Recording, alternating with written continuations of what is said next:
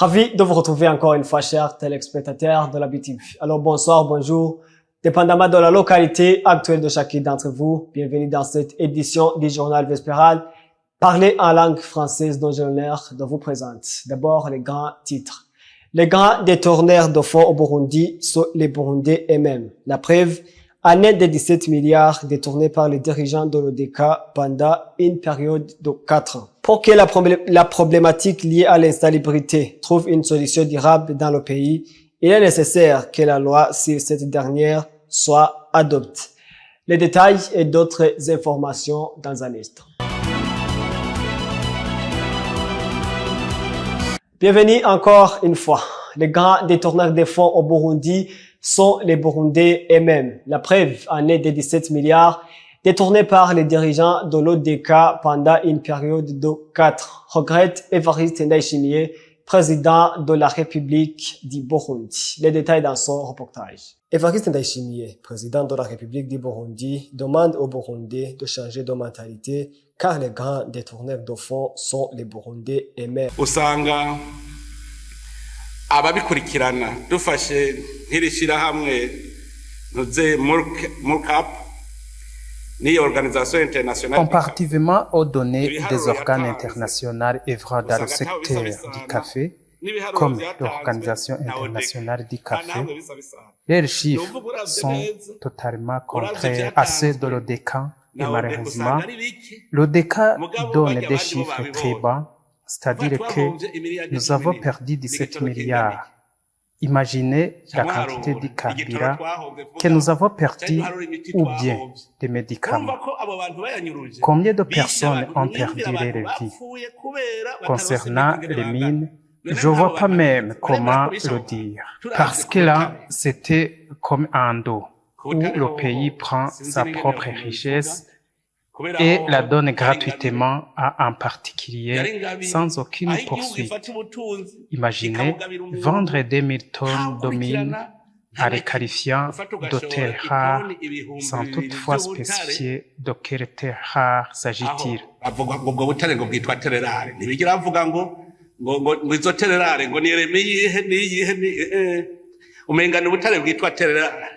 Le numéro 1 burundais indique qu'il y a d'autres étrangers qui font des magouilles financières en prétendant venir investir au Burundi. Il y a d'autres situations qui se passent au Burundi dont vous n'êtes pas au courant, où un étranger se prend comme un investisseur et il demande une garantie ici au Burundi même. Et pour octroyer une propriété, il va demander un crédit et parfois, il demande comme crédit ici au Burundi le rapatriement des devises comme s'il a amené ses propres fonds.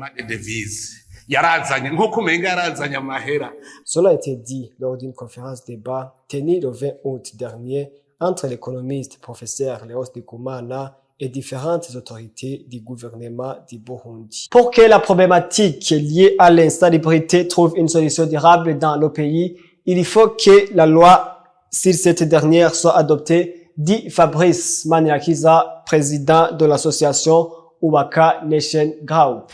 Ange Negrita, il a causé pour nous en dire plus. Il est important que la loi en rapport avec la propriété soit adoptée pour garder la ville propre, dit Fabrice Manirakiza, président de l'association Ubaka Nation Group. Nkibaza ko ikintu kijanye n'isuku obviously kiri crucial kubera urumva ni ikintu kiza gukontribua muri protection y'amagara y'abantu.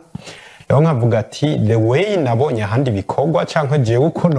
pense que la propriété est indispensable pour la protection de la santé publique. Alors, à mon entendement, je proposerais qu'il y ait une loi pour ça et que cette loi soit appliquée avec une sanction d'amende s'il s'avère nécessaire à toute personne qui pourrait aller à l'encontre de cette loi, voire l'emprisonnement. Sinon, le pays ne va pas progresser en matière de la propriété.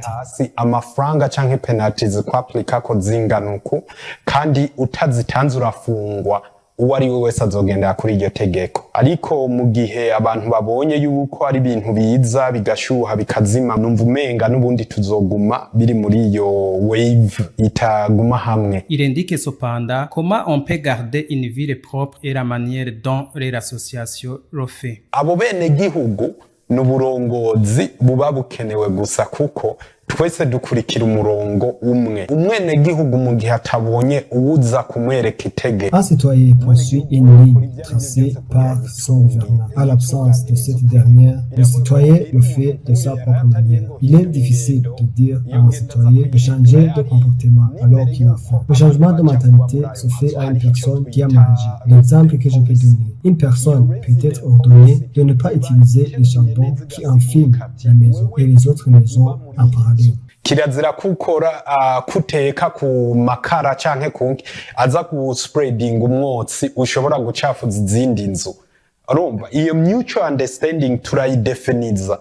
Ayo rero ni amategeko ndiko ndavuga no muri public yo kwaplika. Cela reste ainsi au moment où pas mal des associations tant publiques que privées qui travaillent jour et nuit mais sans résultat escompté. Page éducation à présent. Au moment où l'année académique 2011-2012 était le début du nouveau système éducatif du baccalauréat, jusqu'à présent, les diplômes entérinés ne sont pas encore délivrés. François Habyarimana, ministre ayant l'éducation dans ses attributions, donne des explications à travers son reportage signé Benoît Simbaigwai. Au moment où les députés du Burundi étaient dans une assemblée plénière du 22 août de cette année, le député Dondo Uwimana a soulevé la question des diplômes de nouveaux systèmes qui ne sont pas encore entérinés et délivrés aux lauréats de l'enseignement supérieur.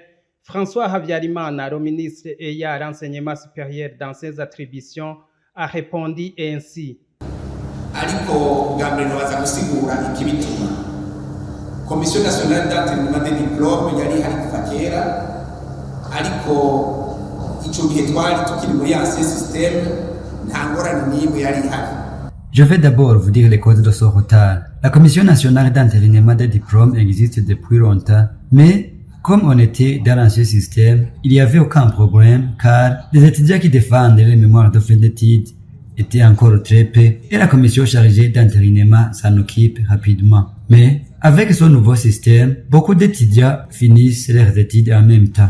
Prenons l'exemple dans le nouveau système de baccalauréat où tous les étudiants d'une faculté peuvent être diplômés en même temps. Il y a plus de 40 universités et dans une année, ceux qui finissent leurs études sont très nombreux. Et la commission d'entérinement a été incapable de contrôler tous les diplômes en même temps et nous avons opté d'augmenter le nombre de personnels. Et pour le moment, son Excellence le Premier ministre a déjà signé la nouvelle loi augmentant le nombre de personnels chargés d'entérinement des diplômes. Et ils ont déjà commencé ce travail. D'ici quelques jours, ce problème sera résolu. Igashirwamo abantu benshi bashobora kwiga amadiplome menshi mu mwanya muto. Ubu rero bari ku kivi, itegeko ribashiraho rivugurura uwo murwi ryaramaze gusinywa na nyakubahwa umushikiranganji wa mbere.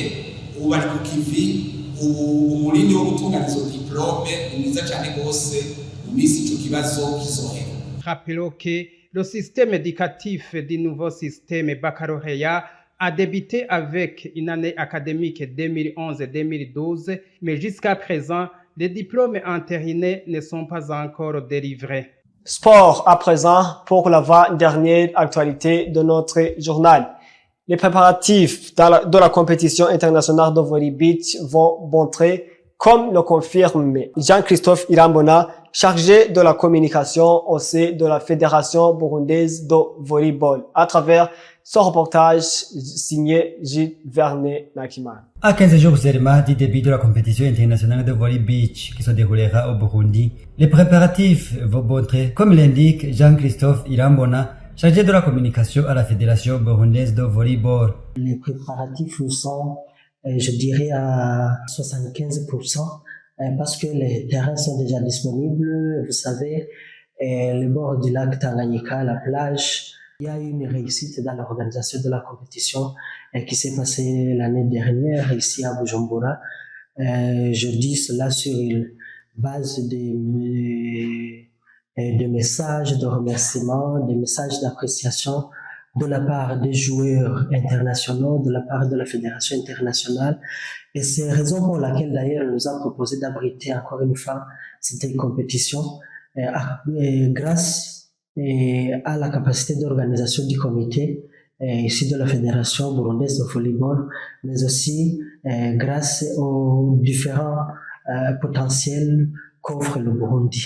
Jean-Christophe Irambona interpelle les entrepreneurs et les Burundais en général d'apporter les soutiens tant matériel que moral. À côté des préparatifs techniques, physiques, je dirais les préparatifs financiers, il y a le gros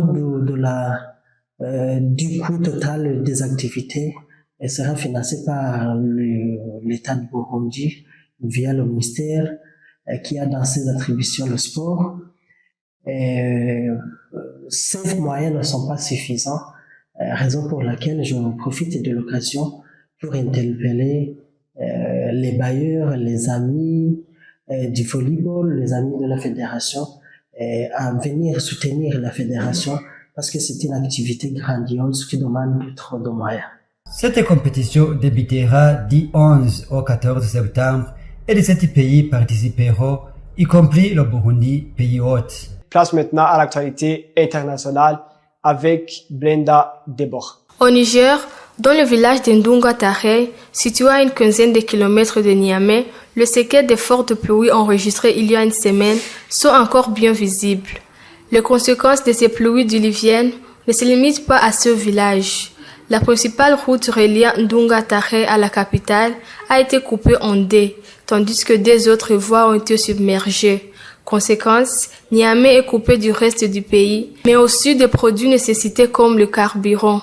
Les autorités ont rétabli la circulation sur ces tronçons, permettant ainsi de réapprovisionner la capitale. Depuis juin dernier, les inondations ont tué près de 200 personnes au Niger, occasionnant de nombreux dégâts matériels. Les fortes pluies ont également entraîné la rupture de l'approvisionnement en certains produits essentiels en raison de la détérioration des routes. La montée des eaux met en péril les paradis du Pacifique. Le secrétaire général de l'ONU, Antonio Guterres, a lancé un SOS mondial exhortant les gouvernements à intensifier leurs actions climatiques face à l'élévation du niveau de la mer qui menace gravement cette région vulnérable. Guterres a insisté sur la nécessité pour le dirigeant de réduire les émissions mondiales de gaz à effet de serre, mener une élimination rapide et équitable des combustibles fossiles et augmenter massivement les investissements en matière d'adaptation au climat. Il a souligné que seule une limitation du réchauffement à 1,5 degré Celsius pourrait éviter l'effondrement irréversible des calottes glaciaires du Groenland et de l'Antarctique occidentale et les catastrophes qui les accompagnent. Il a également averti que le monde se dirige vers une augmentation de 3 degrés Celsius par rapport au niveau pré-industriel, ce qui entraînerait une élévation beaucoup plus rapide du niveau de la mer, menaçant 1 milliard de personnes vivant dans des mégalopoles côtières comme Los Angeles, Mumbai, Lagos et Shanghai. Guterres a insisté sur la vulnérabilité des nations insulaires en raison de leur faible altitude et de la proximité de la population et des infrastructures par rapport à la mer, qui les expose particulièrement aux risques liés à la monte des eaux. À vous tous qui avez consacré votre temps à suivre ce journal. C'est par ici qu'est parfait notre édition. Merci de l'avoir suivi. Que Dieu vous bénisse.